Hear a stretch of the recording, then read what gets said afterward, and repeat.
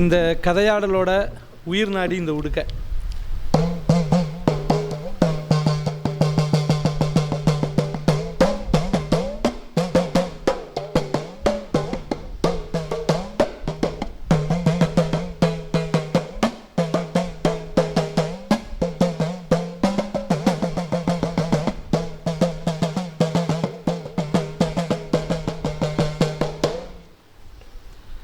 அண்ணா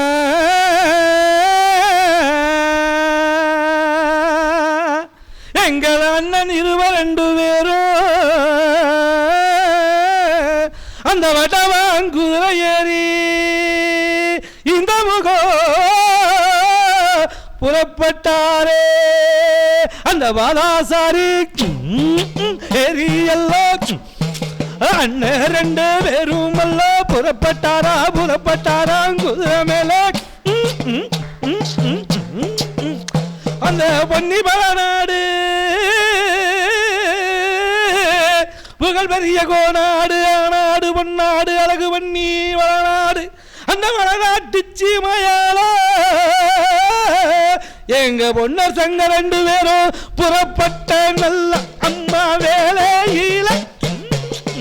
அப்படியாகத்தானே எங்கள் அண்ணன் 2 பேரும் தங்களுடைய தங்கையை பார்ப்பதற்காக இதோ அரமனை புறப்பட்டுக் கொண்டிருக்கிறார்கள். அதே சாம்புக அந்த குதிரையை பூட்டப்பா நாம் போய் செல்வோம், தங்கை ஏதோ நமக்கு கூப்பிட்டு கொண்டிருக்கிறாள் என்று சொல்லித்தானே.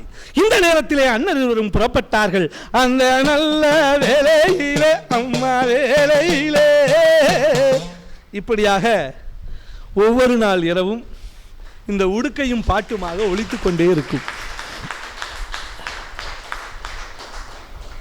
நான் சின்ன வயதில் இந்த வயதில் இருந்து இதை கேட்டும் ரசித்தும் கொண்டிருக்கிறேன். எங்கள் ஊரில் இது ஒரு வகையான இப்படி இங்கே மகாபாரத கதை ஒரு முக்கியமோ அதுபோல் கொங்கு நாட்டினுடைய நிலவெளியில் அண்ணன்மார் சாமி உடுக்கடி பாட்டு இரவு நேரங்களில் தொடர்ந்து நடக்கும். கூத்தில்லாத காலங்களில் கலைஞர்கள் இந்த உடுக்கையோடு பகலிலும் வருவார்கள். நம் பகல் வேடம் போல அவர்கள் வேடமறியாமல் வீடுகளுக்கு இந்த பாடலை பாடி தனிப்பட்ட முறையில் தானியங்களையும் உணவுகளையும் காசுகளையும் பெற்றுச் செல்வார்கள். அப்படியாக இந்த கதை ஒன்று. இந்த கதையை உண்மையாலுமே கோபி அவர்கள், கேத்தீஸ்வரன் அவர்கள் இந்த நூலை ஒன்றை எழுதியிருக்கிறார்கள். அப்பொழுது எனக்கு தம்பி அறிமுகம் இல்லை. அதற்கு அணிந்துரை நீங்கள் தர வேண்டும் என்றார்கள். இதை பற்றி நான் முதலில் எனக்கு விமல் ராஜ் இப்படி மலையக தமிழர்கள் அண்ணன்மார் சாமியை கொண்டாடி கொண்டிருக்கிறார்கள், அந்த கூத்து நடக்கிறது என்று எனக்கு ஒரு தகவலை தெரிவித்திருந்தார். ஆனால் அதை பற்றியான எனக்கு எதுவும் தெரியாது. அப்படி ஒன்று அங்கு நடக்கிறது என்பது தகவல் மட்டும் எனக்கு அறிந்திருந்த நிலையில் இந்த நூலோடு அவர் அங்கு வந்தார். இது யாழ் பதிப்பகம் பதிப்பிக்க இருக்கிறது சார், இதற்கு அணிந்துரை தாருங்கள் என்றால் நான் மொத்தமாக வாங்கி படித்தபோது உண்மையாலுமே வியந்து போனேன். 19ஆம் நூற்றாண்டுகளில் குறைந்தபட்சம் இன்றைக்கி நம்ம ஒரு 300-400 நூற்றாண்டுகளை கடந்த போதும் கூட எப்போதோ இங்கிருந்து கரூர் பகுதிகளில் இருந்து புலம்பெயர்ந்து இலங்கைக்கு மலையக தொழிலாளராக சென்ற போதும் தம்முடைய மண்ணினுடைய மரபு சார்ந்த வழிபாட்டையும் அந்த கடவுளையும் அந்த கதையாடலையும் கொண்டு சென்று அதை தொடர்ந்து நிகழ்த்தி கொண்டிருப்பதுதான் தமிழனுடைய தனித்தன்மை என்பதை இந்த அரங்கத்தில் பதிவு செய்கிறேன். ஏனென்றால் நாம் அது அங்கே போன பின்னாடி அந்த கல்ச்சருக்கு அடாப்ட் ஆகி அங்கே இருக்கிற ஒரு வடிவத்தை நாம் ஏற்றுக்கொள்ளாமல் என்னுடைய மண்ணின் வடிவத்தை நான் எப்பொழுதோ செய்து கொண்டிருந்த கதையாடலை நான் மீண்டும் மீண்டும் அங்கு நிகழ்த்துகிறேன் என்ற ஒரு பெரும் செயலை அவர்கள் செய்து முடித்திருக்கிறார்கள். அப்படிப்பட்ட அந்த ஒரு நிகழ்வை பற்றியான ஒரு ஆவணமாக இந்த நூல் அமைந்திருக்கிறது. அப்படிப்பட்ட ஒரு இந்த சூழலில் இந்த நூல் வெளியீட்டு விழாவுக்கு வருகை தந்திருக்கின்ற எமது பேராசிரியர் ஆறுமுகம் சார் அவர்களை மன மகிழ்ச்சியோடு நான் நினைவு கூற வேண்டும். பொன்னர் சங்கர் நாடகம் என்று வீரமலை பகுதிகளில் ஒரு 100-200 குழுக்கள் நிகழ்த்துவார்கள் ஒரே நாள் இரவில்.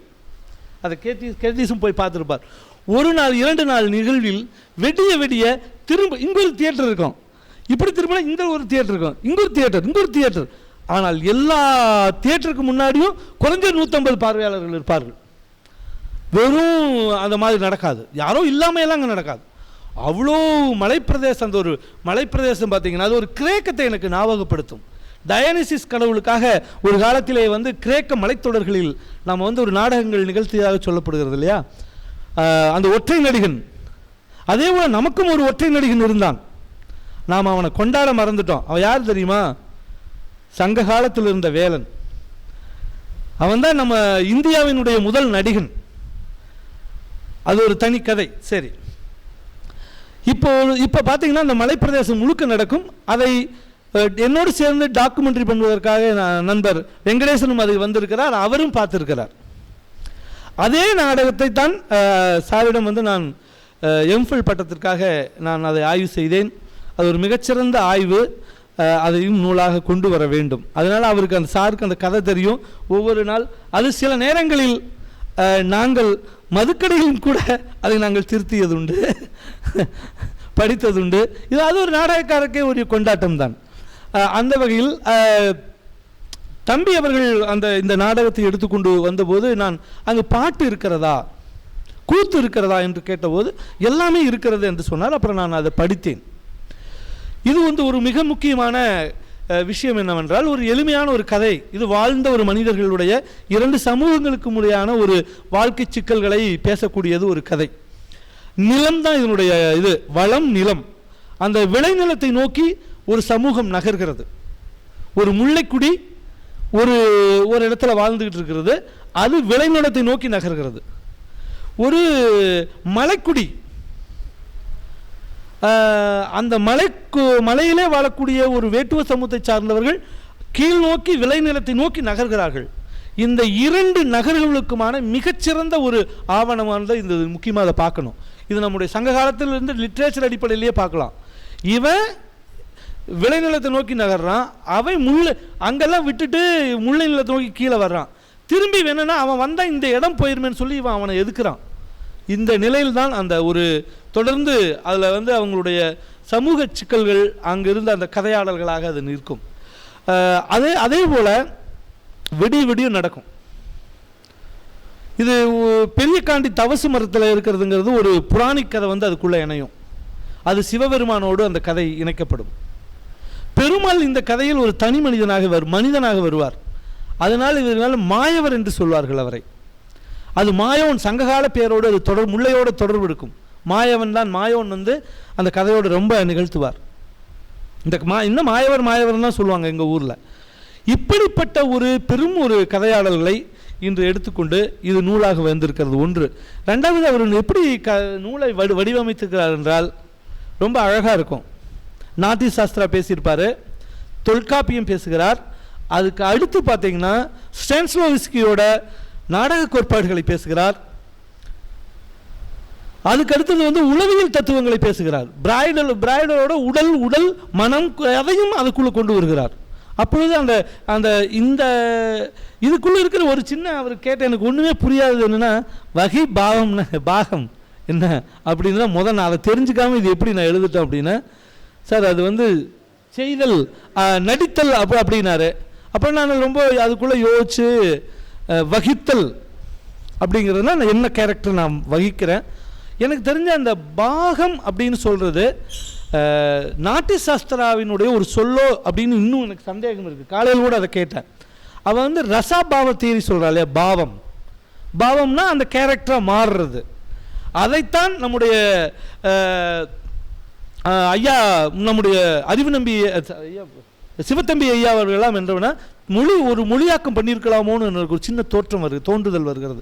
அந்த ரசாபாவம் தான் இது பாகம் என்று தமிழிலே வந்திருக்க வேண்டும். வகிபாவம் என்று அதை சொல்வதற்கான வாய்ப்புகள் இருக்கலாம் என்று நான் அவர் நண்பரிடம் பேசினேன். அதுவும் மிகச்சிறப்பாக அந்த கதாபாத்திரங்களாக எப்படி மாறுகிறார்கள்.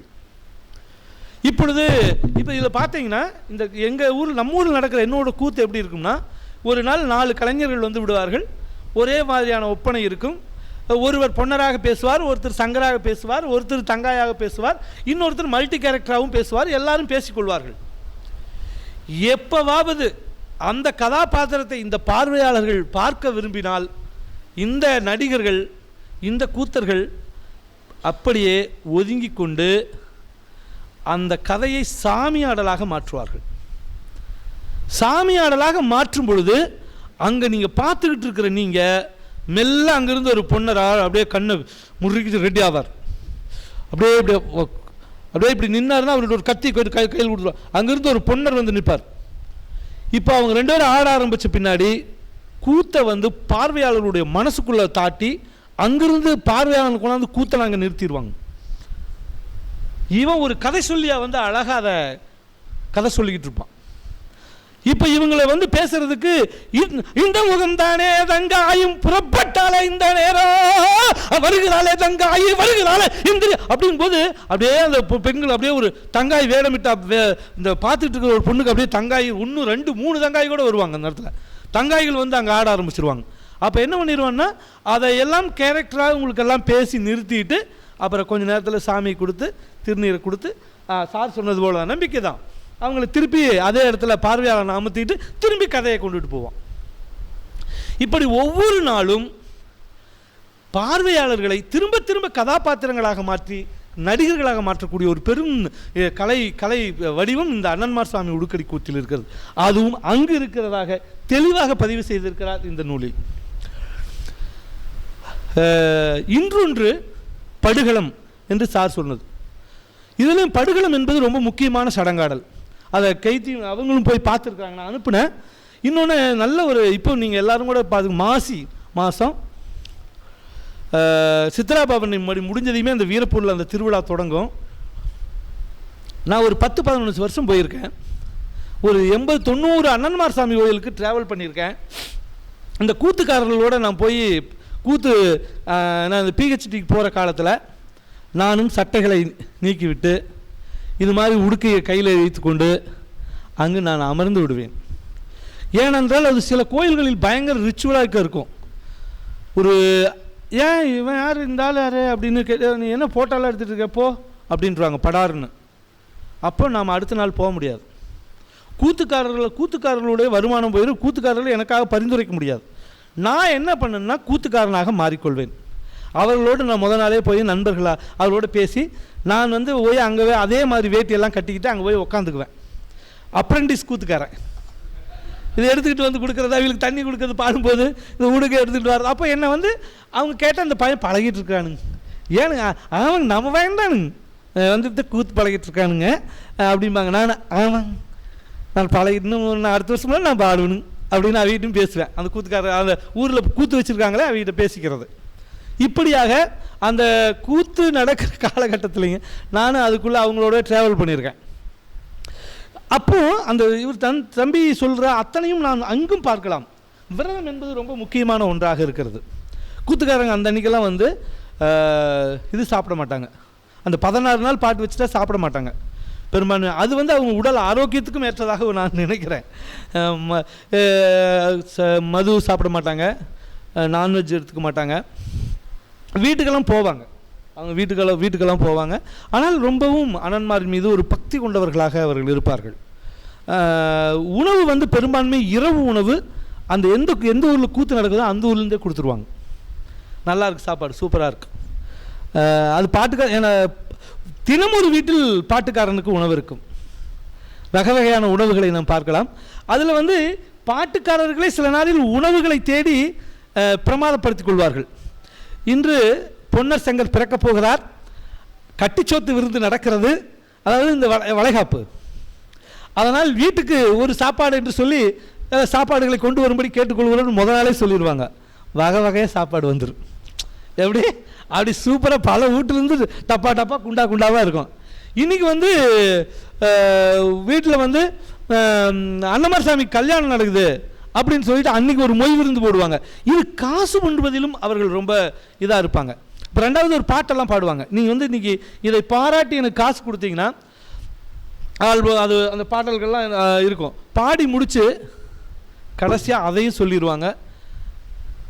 பாடுவது என் கடமை, வரமளிப்பது உன் கடமை, ஆண்டவா நீயே பார்த்துக்கணும் முடிச்சிருவாங்க. நாளைக்கு வந்து ஏண்டா பாட்டுக்காரா நேற்று வந்து எனக்கு பாடு நீ அதெல்லாம் நடக்கலைன்னு நீங்கள் கேட்கக்கூடாது.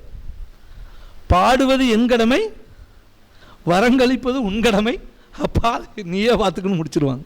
அப்போ அதை வந்து என்னென்னா அது ஒரு நல்ல ஒரு அது வந்து அவங்க வந்து நான் மனுஷன்தான் பட் நான் பாடுறேன், உங்களை வாழ்த்தி பாடுறேன், அதுக்காக நான் சொன்னதெல்லாம் நடந்துடும், நான் ஒரு கடவுள் கிடையாது அப்படிங்கிறதையுமே அதை அவங்க வந்து பார்வையாளரிடம் சொல்லிக்கொண்டே சொல்வார்கள். இப்படியாக ஒரு கதையாடல் போய்கொண்டே இருக்கும். கடைசி நாள் போர்க்களத்தில் என்னோட கதை, பர்சனல் கதையுமே அப்படித்தான். இந்த கதையில் பேசக்கூடிய 2 சமூகங்கள் இருக்கிறது. ஒன்று வேளாண்மை சமூகம், ஒன்று வேட்டை சமூகம். இந்த வேட்டை சமூகத்தை சார்ந்த ஒரு பொண்ணை நானும் காதலித்து திருமணம் செய்து கொள்ள வேண்டியதாயிற்று. இப்போ எங்கள் வீட்டில் எங்கள் அம்மா சொல்கிறாங்க, போச்சு அண்ணமாரை பற்றி நீ PhD பண்ணிக்கிட்டு இருக்கிற, அந்த பிள்ளை கல்யாணம் பண்ணுற, என்ன நடக்குதோ தெரியாது அப்படி. நான் சொன்னேன், நான் அண்ணமார்கிட்டே கேட்டுட்டேன், அவரே கல்யாணம் பண்ணிக்க சொல்லிட்டார், சண்டையெல்லாம் மறந்துட்டாராமா அப்படின்னு எங்கள் அம்மா கூட. அப்படி ஒரு நாள் அப்படியே முடியாமல் நான் அந்த பிள்ளையை சிறையெடுத்து ஒரு இடத்துக்கு போகிறேன், கொண்டுட்டு போயிட்டேன். கல்யாணம் பண்ணுறதுக்கு ரெடியாக இருக்கிறேன். அங்கே ஒரு நாடோடி பறவைகள் 2 வருது. எங்கேயோ கர்நாடகத்திலிருந்து அந்த கல்யாணத்துக்கு வந்தவங்க தான் கோபி ஸ்டெல்லாவும். 2 வீலரில் அவங்க எங்கேயோ வண்டிகளை பறந்துக்கிட்டு இருக்கிறாங்க. எங்கே இருக்க கர்நாடகத்தில் இருக்கிற, அதெல்லாம் எங்கே இருப்பீங்களோ தெரியாது. எங்கிட்ட இங்கே திடீர்னு வந்துட்டான், எங்கிட்ட கேமரா கிடையாது, வச்சுருக்கிறீங்களாண்ணே? ஆமாம் நான் வச்சுருக்கிறேன்னாரு. நீ அதுதான் ஏன் ஃபோட்டோ, அதுதான் ஏன் ஒரே ஆவணம், நீ வந்துறியா, நான் கல்யாணம் முடிச்சதுக்கு அதுதான் ஒரு சாட்சி அப்படின்னு சொல்லிட்டு அவங்கள அந்த கதை, இந்த கதைக்களத்தில் அப்படி ஒரு என் வாழ்க்கையிலுமே அது ஒத்து போயிருக்கிறது. அந்த கதைக்களத்தில் பேசக்கூடிய 2 எதிர் சமூகங்களிலும் நாங்கள் திருமணம் செய்து கொள்கிறோம், எங்கள் 2 வீடுகளையும் எதிர்த்து. அப்படியான ஒரு சுவையெல்லாம் இதில் உண்டு. இப்போ அந்த படுகளம் என்றது ரொம்ப முக்கியமான ஒரு விஷயம். என்னன்னா, போர்க்களத்தில் 2 தலைவர்கள் அடித்துக் கொள்கிறார்கள். மரணம், இப்போ போர்னா மரணம் தானே, ஒரு பக்கம் நிகழ்ந்தே தீரும். இந்த மரணம் உளுந்து விடுகிறது, பொன்னர் சகர் சாஞ்சு விடுகிறார். அவர்கள் வெற்றி கொண்டாடத்தோடு முழக்கத்தோடு நகர்ந்து விடுகிறார்கள். தங்கைக்கு தகவல் போகுது, அண்ணன் இறந்துட்டாரு அப்படின்னு. துட்டிச்சு போறா. தங்கை அண்ணன் மேல அளவற்ற பாசம். இப்போ அங்கிருந்து அழுது புலம்பல் பாடல் வந்து மிக முக்கியமானது அண்ணன்மார் சாமி கதையில. அண்ணன் என் பாசமுள்ளோ அண்ணா பொண்ணண்ணா, நான் உங்களை விட்டு எப்படி வாழ்வானண்ணா இந்த பூமியிலே, அண்ணா நான் எப்படி வாழ்வானண்ணா இந்த பூமியிலே, நீங்க போர்க்களமும் போய் வருவேன் என்று சொல்லி வாரான் என்று சொல்லி சென்ற அண்ணா. இப்படி அது ஒரு புலம்பிக் கொண்டே போவார்கள். பெண்கள் அழுவாங்க, நான் பார்த்துருக்கேன். ஒரு சில நேரம் எனக்கே சாமி வருதான்னு வந்துடுறது போல் தோணும். அந்த சாமி நான் ஒரு ஆய்வாளர் இருந்தால் கூட, ஐயோ நம்ம ஆராய்ச்சியாளர் எப்படி நமக்கு சாமி வரும் அப்படி நான் அது அவங்க அந்த அடிச்சு இந்த முகமெல்லாம் அண்ணனும் துடிச்சு மீசையை துடிக்க வருகிறாருன்னா நம்மளுக்கு வந்துட்டு போலே தோணும். அப்படி நம்ம ஆட்டக்காரன் தானே, அந்த ரிசர்ச் இந்த இசைக்குள்ளே தானே ட்ராவல் ஆகிறோம். அப்போது நான் கட் பண்ணிக்குவேன். அதனால கட் பண்ணும்போது சில நேரம் கண்ணீரோ அப்படியே பள்ள கட்டிச்சுக்கிட்டு நிற்கும்போது அப்படி எனக்கு ஒரு உணர்வும் எனக்குள்ளேயே ஏற்பட்டிருந்திருக்கிறது. அப்போ அந்த மாதிரியான ஒரு தன்மையை இந்த கதை வளவழைக்கும். சரி, தங்காய் இறந்துடுறாங்க. இறந்து முடிஞ்சு இப்போ ஒவ்வொருத்த மேலேயும் ஒரு அம்பு போட்டு அவன் எதிர்ப்படையை அடிக்கிறதுன்னு சொன்னால், சங்கர் சாஞ்சாருன்னு சொன்னால் போதுங்க, ஒரு 10 பேர் 15 பேர் இப்படி பார்த்துட்டு இருக்க இளைஞர்கள் துள்ளி கீழே விழுவாங்க, திடீர்னு விழுந்துருவாங்க. அதை பார்த்துருப்பீங்க நினைக்கிறேன். அந்த துள்ளி விழுந்தவங்களை ஒரு ரவுண்டில் அந்த கதைக்களத்தில் கொண்டாந்து சென்டரில் போட்டுருவாங்க. போட்டு ஒவ்வொருத்தருக்கும் ஒரு துண்டு வாங்கி வச்சுருப்பாங்க. அந்த துண்டை போட்டு மூடிடுவாங்க. உயிர் இருக்கும், உணர்வே இருக்காது. இது நீங்கள் நம்பலாம், நீங்கள் நேராக போயும் பார்க்கலாம். சங்கர் இறந்தார்னு சொல்லுவாங்க. இதில் ஒரு மிக முக்கியமான ஒரு விஷயம் இருக்கிறது. இவர்களுக்கு ஒரு தளபதியாக இருந்தவர் சாம்புகன் என்று சொல்லக்கூடிய பறையர் சமூகத்தை சார்ந்த ஒருவர். அவர் தான் ஒரு லெஃப்ட் அண்ட் ரைட். அவர் தான் இந்த போர்க்களத்தில் கடைசியாக மரணம், அவங்களுக்காக போராடி கடைசியாக இறக்குறார். அவர் தான் ஒரு தளபதி மாதிரி. வரி, அவரோட ஊரை நிர்வகிக்கிற பொறுப்பு எல்லாமே அவர்கிட்ட இருந்துச்சு. அந்தாலும் வீரபாகுவும் மரணம் அடைகிறார். இப்படி 3 பேரும் மரணம் அடைஞ்ச பின்பு அந்த 3 பேர்த்து உடல் 3 பேரை யாரை அவங்க சொல்லும்போது உழுகிறதையெல்லாம் தூக்கி கொண்டாந்து போட்டுருவாங்க. அப்படியே படுகளத்தில் படுக்க வச்சுருப்பாங்க. அது மேலே எல்லாம் துண்டு போத்தி இருக்கும். இப்போ தங்காய் புலம்பி வந்து அண்ணனை பார்த்து அழுத பின்னாடி பெரியகாண்டி அம்மன் என்று சொல்லக்கூடிய சிவபெரு பார்வதி ஒரு சாபத்தின் காரணமாக அந்த வீரமலை சாரலிலே என்ன தவுசு கம்பம் நிறுத்தி சடாமுடி தாங்கி அங்கு தவம் இருக்கிறாள். அதனால் நாங்கள் என்ன பண்ணோம்னா சார் சொன்ன மாதிரி எங்களுக்கு மூங்கில் மரத்தை நட்டுக்குவோம். ஒரு நீண்ட மூங்கில் மரம் நடப்பட்டிருக்கும். அந்த மூங்கில் மரத்திலே சடசடையாக அந்த மூங்கில் இலைகளை தொங்க விட்டு அதில் காசு காணிக்கைகளை கட்டியிருப்பார்கள். அந்த ஒவ்வொரு இலைகள்லாம் தொங்கிட்டு இருக்கும் மூங்கில் இலையில். இதெல்லாமே என்னென்னா அவன் நீண்ட நாள் சடை உளுந்து கிடக்கிறா. அந்த மூங்கில் மரமே பெரிய காண்டியாக மாறும். இப்படி இருக்கிற அதே வடிவம் அங்கேயும் பெரிய காண்டி இருக்கிறார். மிகச்சிறப்பாக அதுக்குள்ளே பேசப்படுகிறது. அப்போ ஒரு 3-4 நூற்றாண்டுகளை கடந்தும் அதை கொண்டு போய் வச்சு அதை நடத்துறது மிகப்பெரிய முக்கியமானது. அந்த ஆற்றை நம்ம கொண்டுகிட்டு போகிறோம் தான் அர்த்தம். அடுத்தது அவங்க விழுந்தவங்களை உயிர் பிழைக்கிறதுக்காக போவாங்க. ஒரு கிணற்று பகுதிக்கு போவாங்க. அங்கே சிவபெருமானை நோக்கி வேண்டுவாங்க. சிவபெருமான் வந்தேன் என்று சொல்லி ஒருத்தர் சாமி வரும். அவர் வந்து அந்த தீர்த்த கலசத்தை கையில் தொடுவார். தொட்டு முடிச்சது தங்காயோட அழுகல் சத்தமெல்லாம் நிறுந்துடும். அந்த அழுகல் பாட்டு ஒப்பாரி புலம்பல் எல்லாத்தையும் நிறுத்திட்டு இப்போ அப்படியே மெல்லமாக அந்த கிணத்தடியோ நீர்நிலையோ எங்கேயோ இருந்த இடத்துல அப்படியே வருவாங்க. இதுக்குள்ளே பார்த்தீங்கன்னா தமிழர்களுக்கே உரிய ஒரு நீர் சடங்காடல் வந்து ரொம்ப முக்கியமாக இருக்கும். நம்முடைய பழைய திருமண முறைகளில் பார்த்தீங்கன்னா தீச்சடங்காடலே நம்மகிட்ட இருக்காது. திருமணமாக இருக்கட்டும், இறப்பாக இருக்கட்டும், எல்லாமே நீர் தெளிக்கிறத பார்த்துருப்பீங்க. அது தமிழர்களுடைய ஒரு மிக முக்கியமான நீரோடு தான். நம்ம வந்து நெருப்பை நீரோடு கனெக்ட் பண்ணுவோம். நம்ம நீர் வந்து இடியின் வழியாகவும் மேகத்தினுடைய மின்னல் வழியாகவும் மழையின் வழியாகவும் உற்பத்தியாகிற தீ. ஆனால் இது வேதத்தில் பெறக்கூடிய தீ அது கிடையாது. அது உற்பத்தி தீ. அந்த தீ அதனால் எங்கள் கொங்கு நாடுகள் நிறைய இடங்களில் பார்த்தீங்கன்னா மேடையில் வந்து அக்னி எரியாது. நீரோடு தான் கலெக்ட் பண்ணுவாங்க. சரி, அது ஒரு பக்கம். அது பெரிய ஆய்வு. இப்போது அந்த தண்ணீரை எடுத்துக்கொண்டு அவள் வருவாள். வர வர கரெக்டாக 2 hours 3 hours ஆயிருங்க. 3 மணி நேரம் ஆயிரும். அவங்க அப்படியே போட்டு அப்படியே கிடப்பாங்க. அப்படியே கிடக்கும்போது மெல்லமாக தண்ணீர் தெளிக்கும்போது அப்படியே அவள் சுற்றி வர வர கால்கள் ஆடும். பார்த்தீங்களா? கைகள் ஆடும். அது எப்படி பொய்யா உண்மையா அதெல்லாம் எங்களுக்கு தெரியாது. இப்போ கொஞ்சம் ஃபோட்டோ எடுக்கலாம். நானும் வெங்கடேசன் போன காலத்தில் ஃபோட்டோவே எடுக்க மாட்டாங்க. துரத்தி அடிச்சிருவாங்க, இல்லை பிடுங்கிக்குவாங்க. அப்போ செல்ஃபோனில் ஃபோட்டோ எடுக்கிற செல்ஃபோன் கிடையாது. நீங்கள் இந்த கேமராவில் படக்குன்னு எடுக்கணும், லைட்டு தெரிஞ்சிடும். அதனால் நாங்கள் எடுக்கவே இல்லை. அதை கொஞ்சம் ரொம்ப ட்ரை பண்ணி பார்த்துட்டு விட்டுட்டு வந்துட்டோம். இப்போது அவங்க ஒவ்வொருத்தர் மேலே தெளிக்கும்போது அந்த பாடி இப்படி தானே உடம்பு கிடக்கும். நீங்கள் கையை ஊனியெல்லாம் எந்திரிக்க மாட்டாங்க. நீங்கள் அதனால அதை வந்து அந்த படுகளத்தோட சிறப்பு என்னென்னா அப்படி எந்திரிப்பாங்க. ஒரு மனுஷனுக்கு திடீர்னு உயிர் வந்தால் கிடக்கிற உடம்பு இப்படி கிடக்கிற உடம்பு இப்படியே எந்திரிக்கும். இப்படி எந்திரிக்கும் போது பேக் சைடில் பிடிக்கலன்னா அவன் மண்டை அடித்து கீழே விழுந்துருவான். அவ்வளோ வேகத்தில் திருப்பி எந்திரிப்பாங்க. அது எப்படி நடக்குது அப்படிங்கிறதெல்லாம் இன்னும் வரைக்கும் தெரியல. இது ஒரு படுகளத்தில் மீண்டும் இறந்தவர்களை மீண்டும் உயிர்ப்பிக்கிற ஒரு பெருஞ்சடங்கு நீங்கள் அங்கே பார்க்கலாம்.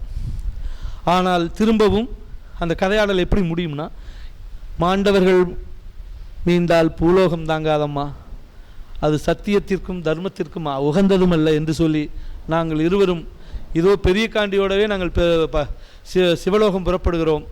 நீ எங்களுக்கு அருப்பூச்சை சிறுப்பூச்சை செய்துவிட்டு பிறகு வந்து சேரம்மா என்று சொல்லி பெரிய காண்டி சாபம் நீக்கப்படுகிறாள். சிவனோடு சேர்வதற்கு தயாராகிறாள். அந்த பெரிய காண்டி அம்மாவோடு பொன்னரும் சங்கரும் சாம்புகனும் மேலே சென்று விட்டதாக கதை முடியும். இதோடு அந்த படுகொலை சடங்கோடு முதல் நாள் முடிச்சுடுவாங்க. கடைசி நாள் அந்த இதை கொண்டு போய் தண்ணியில் விட்டுருவாங்க. எங்கே ஓடிக்கிட்டு இருக்கிற தண்ணியிலையோ கிணத்துலையோ கொண்டு போய் அந்த தவச கம்பத்தை கொண்டு போய் உள்ளே இறக்கிடுவாங்க. இது ஒரு வகையான சடங்காடல். இப்போ இங்கே வருவோம். இங்கே பார்த்தீங்கன்னா இந்த கேரக்டர் எல்லாமே இருக்குது, பேர் உட்பட. இதில் என்னென்னா கொங்கு நாடுகளில் கொங்கு நாடுகளில் அண்ணன்மார் சாமி கூத்தில் பேசாத லிட்ரேச்சராக சில விஷயங்கள் பேசுவாங்க. கள்ளழகர் அம்மானை, பொன்னர் சங்கர் அம்மானை, இப்படி நிறைய நூல்கள் வந்திருக்கிறது. அந்த நூல்களில் உங்களுடைய முன்னோர்கள் பற்றியான தகவல் எல்லாம் இருக்கும். அந்த பேர்கள் எல்லாம் அதில் இருக்கிறது. ஆலத்தா கவுண்டர், கோலத்தான், இப்படியெல்லாம் அதில் பேர் இருக்குங்க. அது ஒரு வியப்பாக இருந்துச்சு. அந்த பேர்களெல்லாம் எப்படி இன்னும் கூட அது மறக்காமல் அவர்கள் அந்த பேர்களையும் கடத்தி கொண்டு செல்கிறார்கள். அந்த கதையில் இருக்கக்கூடிய காளி மன்னர், சோழ சோழர் அப்போ பிற்கால சோழர்களுடைய காலம், அந்த உறையூர் எப்படி இருந்தது என்று பாடல்களில் பாடுகிறார்கள். அது ஒரு நாட்டுப்புற ஆவணமாகவுமே இருக்கும். பிற்கால சோழர்கள் உறையூர் தான் சொல்கிறாங்க. அவங்க ரொம்ப அங்கே இப்போ அங்கெல்லாம் சொல்லல. அப்போ ஏன்னா அவங்க அப்போ தானே அங்கேருந்து வர முடியும். குளித்தலை கரூர் தாண்டியே வந்து பார்க்குறதுனா அப்போ சேரர்கள் வந்து அந்த டைமே தாண்டி போயிடுறாங்கன்னு சொல்கிறாங்க. சேரர்கள் ஆட்சி கொங்கு நாட்டில் இல்லை, பாண்டியர்களுமே இப்போ இங்கே அங்கே இல்லை. அப்போ உறையூர் சோழன் ஸ்ட்ராங்காக இருந்த காலம், அவனுக்கு கப்பம் கட்டும் ஒரு குறுநில மன்னர்களாக இந்த கதாபாத்திரங்கள் பேசப்படுகிறது, இந்த நிலம் பேசப்படுகிறது. அப்போ இதுக்குள்ள அதை எடுத்துக்கொண்டு செல்வது மட்டுமல்லாமல் இந்த விஷயத்தை எப்படி கனெக்ட் பண்ணுறாங்க அப்படிங்கிறதும் இங்கே எப்படி கொங்கு நாட்டில் இருக்குதோ அதே வடிவம் இந்த மலையகத்திலும் இருக்கிறது. ஆக ஒரு மிகச்சிறப்பாக ஒரு நாட்டிய சாஸ்திரத்தில் தொடங்கி, ரசாபாவ தியரியில் தொடங்கி, ஆங்கிக அபிநயம் அல்ல அதில் தெளிவாக சொல்கிறார். வாட்சிக அபிநயம், ஆங்கிக அபிநயம், ஆகாரி அபிநயம், சாத்விக அபிநயம், இந்த 4 அபிநயம் எப்படி பில்லராப்தி தூண்னு நாட்டிய சாஸ்திரம் சொல்லுதோ அதெல்லாம் எப்படி இந்த கதாபாத்திரங்கள் இந்த இவங்களுக்கு எடுத்துக்கொண்டு செல்கிறார்கள் என்பதையும் அவர் நல்லா விளக்குகிறார். ஸ்டான்ஸ்லோவ்ஸ்கியோட நல்ல ஒரு பெரிய கோட்பாட்டை சொல்லி அதுவும் இந்த கதாபாத்திரங்களோடு வகிபாவத்தில் எப்படி கதாபாத்திரமாக மாறுகிறார்கள், திருப்பி எப்படி சாமியாடுகளை ஊரில் பேசுகிறாங்க, அவங்க எப்படி இதெல்லாம் இருக்கிறார்கள் என்று, அவர்கள் எப்படி விரதம் இருத்தல், அந்த அரங்கத்தை தீர்மானிக்கின்ற இடம், அது எல்லா பற்றியுமே வந்து அரங்க தீர்மானம் என்று சொல்கிறார். பார்வையாளர்கள் இது குறித்து எல்லாமே அனன்மார் சாமி கதையில் இங்கு பார்க்கின்ற இந்த காலத்தில் பார்க்கின்ற இதுவும் அங்கும் ஒரு ஒத்த தன்மையை இந்த நூல் ஒரு இணைப்பு பாலமாக உருவாக்கி இருக்கிறது. அப்படிப்பட்ட ஒரு அற்புதமான நூலை யாழ் பதிப்பகம் வெளியிட்டிருக்கிறது. அதுக்கு மனமார்ந்த பாராட்டுக்களை தெரிவித்துக் கொள்கிறேன் இந்த நேரத்தில். அதோடு அதை கொண்டு வருவதற்கான அதனுடைய இயக்குனர் கோபி அவர்களுக்கும், அதை உற்றெல்லாம் பார்த்து மிகச்சிறப்பாக கொடுத்த ஸ்டெல்லா அவர்களுக்கும் மிக்க நன்றி. அதை ஒரு நல்ல முறையாக ஒரு வடிவமைத்திருக்கின்ற மெய்யநாதன் கேத்தீஸ்வரன் அவர்களுக்கு, அந்த பேரை எங்களுக்கு கொஞ்ச நாள் நான் மனப்பாடம் பண்ணிக்கிட்டேன், கேத்தீஸ்வரன், ஏன்னா அந்த பேர் எங்கள் நம்ம ஊரில் அது மாதிரி இல்லை. அவர்களுக்கும் இந்த நூலை அதாவது மிகச்சிறப்பாக ஒரு வாழ்த்துறை வழங்கி சென்றிருக்கின்ற அண்ணனிடம் பல முறை நான் அண்ணன்மார் கதைகளை பேசியது உண்டு. அது கரெக்டாக அண்ணன் ஞாபகம் வைத்து சொல்கிறார்கள் என்பதுதான் உண்மை. அவங்க இந்த கதையை பற்றி கேட்பாங்க, பாடல் அது, ஏன்னா அது தொடர்ந்து நான் இதுக்குள்ளேயே தான் ட்ராவல் பண்ணிக்கிட்டே இருந்திருக்கேன். நான் வந்து கொஞ்சம் உடுக்க அடித்து பாடுவேன். இன்னும் அதுக்குள்ளே பாடல்கள்லாம் பார்த்தீங்கன்னா அந்த நூல் வந்து யாழுக்காக ஒன்று எடுத்துகிட்டு வந்திருக்கேன். அது ஒரு சின்ன கடைசியாக ஒரு வேண்டுதல் பாடலோடு நான் நிறைவு செய்ய இருக்கிறேன். இப்போது அந்த மாதிரி இதோடு என்னோடு பயணித்த நிறைய பேர் இங்கே இருக்கிறாங்க அப்படிங்கிறது ரொம்ப முக்கியம். வெங்கடேஸ்வரும் அந்த நாடகம் பார்த்துருக்காரு. நான் சொல்லி போய் திருப்பி கேத்தீஸ்வரன் வந்து போன ஆண்டு முழுக்க அந்த கூத்தை பார்த்துருக்காரு. சார் அண்ணன் இப்படி ஒரு பெரிய ஒரு இந்த இந்த இந்த இந்த நூல் வெளியீட்டு விழாவுக்கு அதனோடு தொடர்புடைய பலரும் இங்கு கூடியிருப்பது மிக மகிழ்ச்சி என்ற நிலையில் இந்த வாய்ப்பை எனக்கு வழங்கியிருக்கிறீர்கள். ஒரே ஒரு பாடலை பாட, இதில் வந்து இந்த வாழ்த்து பாடல்கள்லாம் இருக்கும். இதில் வந்து எத்தனை கதாபாத்திரம் என்னென்னவெல்லாம் மாறுறாங்க இதெல்லாம் தெளிவாக இதில் இந்த இந்த இந்த இதில் ஒரு சிறப்பு என்னென்னா, சாமி கிடையவே கிடையாது, அப்படி ஒன்று கிடையவே கிடையாது. அதெல்லாம் பொய் என்று சொல்லக்கூடிய எங்களுடைய பேராசிரியர் மு ராமசாமி சார்கிட்ட சாமி இருக்கிறது, சாமி வரும் என்று சொல்லி ஆய்வு நாங்கள் 2 பேரும் பண்ணிக்கொண்டோம். எங்களுக்குள்ள சில நேரம் முரணும் சண்டையும் நடந்திருக்கிறது. ஒரு கட்டத்தில் நான் சொன்னேன், இதில் நீங்கள் பேசிகிட்டு இருக்கிற பாருங்க, இதில் ஒரு எதிர்கதாபாத்திரமா அந்த பிள்ளைத்த கல்யாணம் பண்ண போகிறேன், எனக்கு சீக்கிரம் ஆராய்ச்சி முடிச்சு கொடுக்கலன்னா அவங்க என்னை எப்படி வெட்ட வருவாங்க, அதில் நீங்களும் ஆண்டு போகிறதுக்கு வாய்ப்பு இருக்குதுன்னு சொன்னேன்.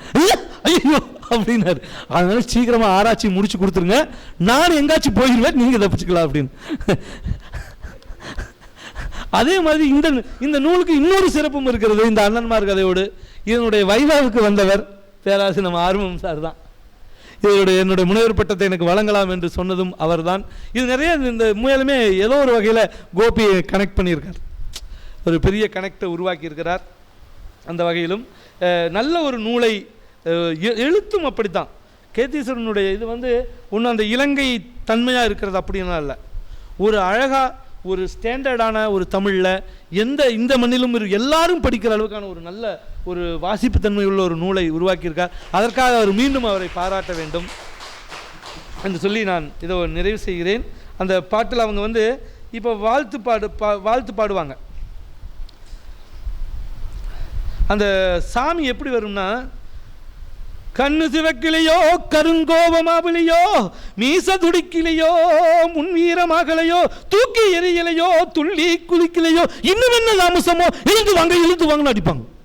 இப்போ இன்னும் என்ன தாமசம் எழுந்து வந்துருங்கன்னு சொல்ல அவங்க அந்த கதையை நிகழ்த்த பார்த்தீங்கன்னா பயங்கரமாக இருக்கும். அதே மாதிரி நிறைவு செய்யும்போது ஒரு பாட்டை முடிப்பாங்க.